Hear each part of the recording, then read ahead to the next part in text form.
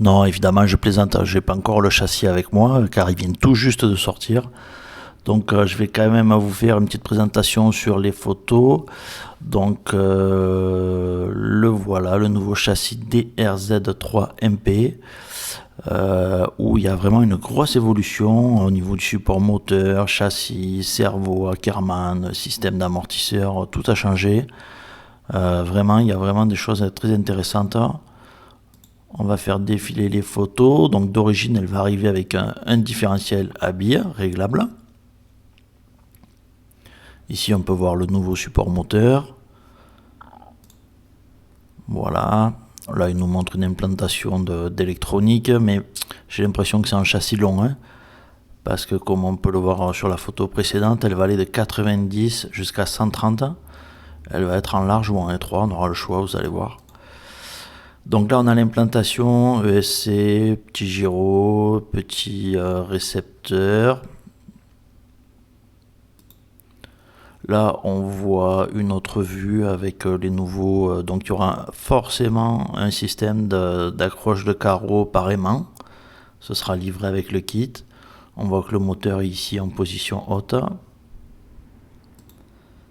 Ici, on peut voir le nouveau système de train avant sur pivot. En fait, tout le triangle supérieur, en fait, ça forme une seule pièce qui est montée ici sur cet axe pivot où on peut régler la chasse avec des pinces, avec des cales, plus ou moins avant ou arrière. Ici, on rajoute des cales à l'avant ou à l'arrière pour régler la chasse.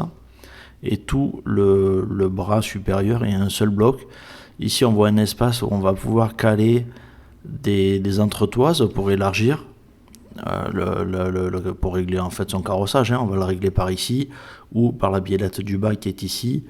Et ici, vous allez voir aussi sur la notice qui est déjà traduite en français et sûrement disponible sur le drive de RC Atomic FR, qu'on peut choisir la position du triangle, soit étroit en arrow, soit on a deux autres trous un peu plus éloignés pour reculer le triangle pour être en wide, en large. Et du coup, on réglera aussi par ici avec des cales plus ou moins épaisses.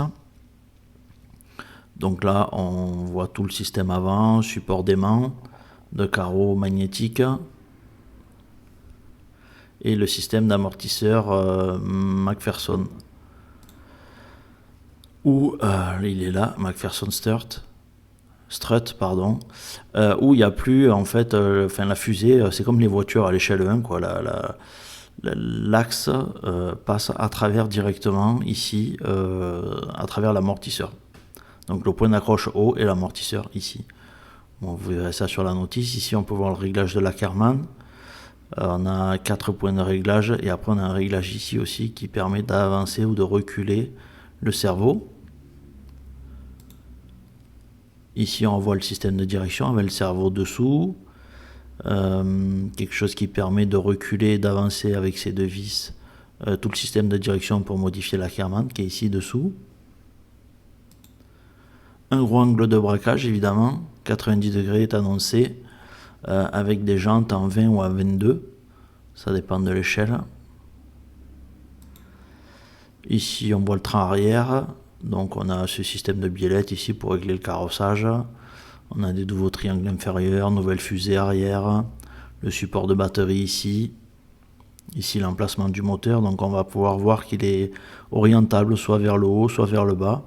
On peut le faire pivoter en fait autour de l'axe de transmission. Ben voilà, on le voit ici. De 0 à 90 degrés, soit à la verticale, soit couché en bas. En fonction de son réglage ici, sans modifier l'entre-dedans en fait, ça modifie en fait, ça modifie le centre de gravité et aussi un peu la place qu'on aura ici pour mettre son accu ou son électronique. Là on voit ce nouveau système d'amortisseur aussi. Pareil, l'axe il passe à travers, donc il doit coulisser dans la rotule plastique et il va sortir sûrement quand il va s'enfoncer. Le système de support d'amortisseur arrière ici en carbone qui est réglable en hauteur, mais il est réglable ici. On a 3 ou 4 trous en fait, et selon le trou dans lequel on va le mettre, on va plus ou moins régler sa hauteur de châssis avec, grâce à ça, et les petites molettes des amortisseurs. Le fameux système de pivot pour le moteur, donc là on voit qu'il est en position basse. Les nouvelles fusées. Bon. Le gros angle de braquage, donc 20 ou 22 mm selon les échelles choisies. Le système de servo, ouais, je vous expliquais, qui va pouvoir avancer, reculer pour modifier l'Ackermann.